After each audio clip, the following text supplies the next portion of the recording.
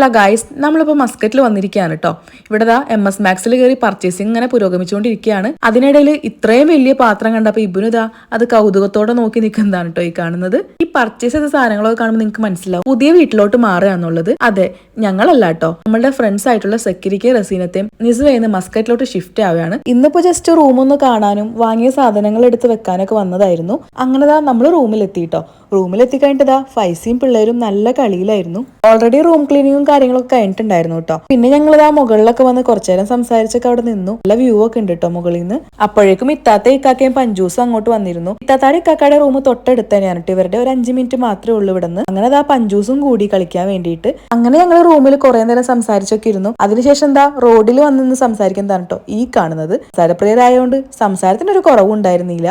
സംസാരപ്രിയര് മാത്രമല്ല ഭക്ഷണപ്രേമികളാണെന്ന് തെളിയിച്ചുകൊണ്ട് ഞങ്ങൾ ഫുഡൊക്കെ കഴിച്ച് നേരെ നിസ്വയ്ക്ക് തന്നെ തിരിച്ചു പോകുന്നു കേട്ടോ. അപ്പോൾ ഫുഡ് കഴിച്ച് തീർക്കട്ടെ. അടുത്ത വീഡിയോയിൽ കാണാം. Bye bye.